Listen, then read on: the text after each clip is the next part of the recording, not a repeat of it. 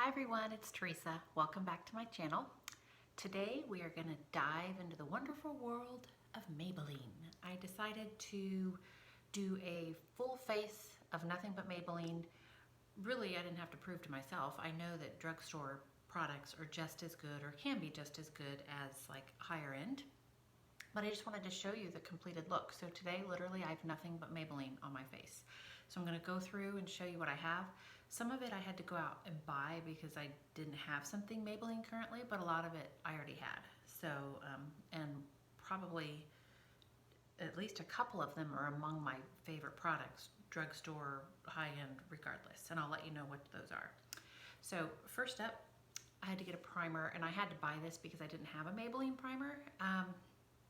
But it's just because I don't know, I'm not that picky about primers, I don't think too much, but I did get this one, Master Prime, I don't know, and it just says primer, base, blur, and smooth. So it's the shade 100, although I think it was just white, if I remember correctly, so I don't know if it was really a shade, but anyway, put that all over my face first, and then I've been fighting a cold, so it's a 2 concealer kind of day because I didn't sleep that great. So I started with this, the Super, sorry, there's like a weird shadow, so I'm trying to put this in the light. This is the Maybelline Superstay, I'm reading the non-English side, hold on. Full coverage under eye concealer, and the shade was light or 15. So I put this on first in the under eye area, tapped it in with a damp beauty blender, and then, because like I said, it's kind of a long night, I used my trusty Instant Age Rewind Erase Dark Circle Eraser. So I have this on top of it. So yes, I have 2 concealers on today just because I thought I needed it. I've had this one. The other concealer's a little bit newer. I've had this one and I like it okay. So I just did the same thing and tapped it in over top with the damp beauty blender. Next was the foundation, and this is one I've had forever. It's almost empty. In fact, I panicked because I thought I wouldn't have enough. The Fit Me Matte and Poreless. This is, I don't know why it's so dark. It seems so dark. And my stomach's growling. I don't know if you heard that. Matte and Poreless, normal to oily skin, because again, I have very oily skin. I use the shade 122 Creamy Beige. I feel like it's a perfect match. This is one of my favorite foundations, for sure, drugstore foundation, but it's right up there among any foundations that I've used. I was just trying to think. I think my 2 favorite foundations from the drugstore are this one and the Rimmel Stay Matte. Of course, I always go for the matte because even at 49, I still have very oily skin. So really, really like this one. I wish I had a pump. I don't know if newer versions do. Maybe they do. But anyway, this was next, and I love this. Okay, so next up, because I am oily, and I always go in with a dry beauty blender and tap on some type of pressed powder, just especially in the T-zone. I use my Fit Me Matte and Poreless powder.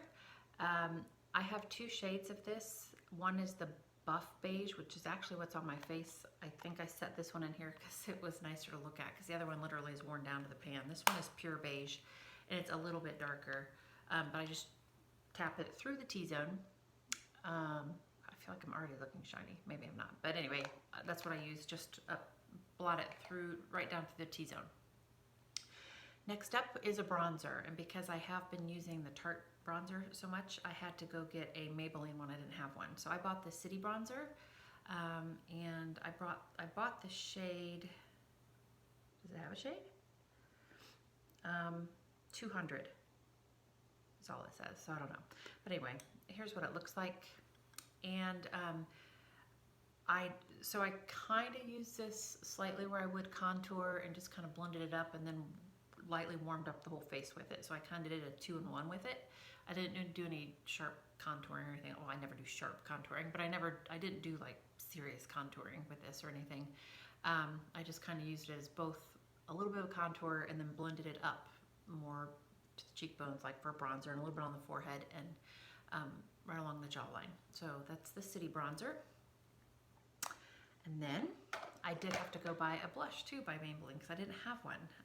And so this one is the Fit Me blush. The shade is Peach, and just a little compact peach. And actually, I think this shade is really good for me. And I did really like this. I didn't have it before, so that's what went on next. And then another one of my all-time favorites, this was not new because I use this every single day, is the Fit Me Loose Powder. I will be the first to say I went out and tried Laura Mercier setting powder because everybody tried it and I was so excited to get it. I think I mentioned this in another video, and I was a little bit disappointed. I think because it might be a little bit too luminous for my skin. But man, I love this stuff. This is the shade Light, number 15. I've had this forever, so I just dust this all over. I really do well in the T-zone, and then I kind of brush over where I did the bronzer and blush, just to kind of help blend it all in and set it. And so that's what I did. And then I did have to go get a Maybelline setting spray as well because I didn't have one. But I used the Maybelline Lasting Fix Makeup Setting Spray was next. And then we moved into eyes. And again, this is something I've had.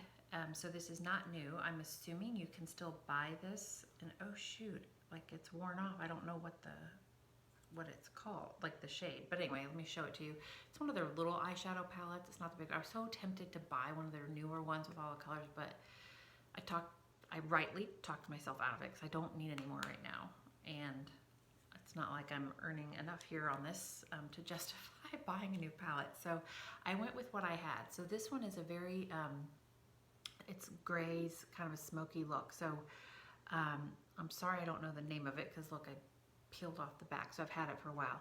But I really did what they kind of would recommend. So I went in, I dabbed this lightest color just under the brow bone, and then I put just a little bit of it all over the lid, that lightest color. And then I went in with this one that's labeled, I can still see the number 2 color, because this one's called the base.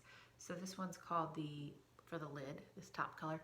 And I lightly blended all over the eyelids up onto the brow bone. If you haven't noticed, one of my eyes, my left eye is like droopier than my right eye. So I actually now I tried to lift the color on the right eye a little bit higher to balance, like, because this eye would appear more hooded, right? Okay, just a thing about me. But anyway, so that's what I did. Took it up higher, trying to get in the better light. I feel like there's a shadow right in the middle of the screen. So anyway, that color went all over the lid and up higher. And then I really took some more and kind of concentrated it in the corner of the eye just to deepen it up, blending all along.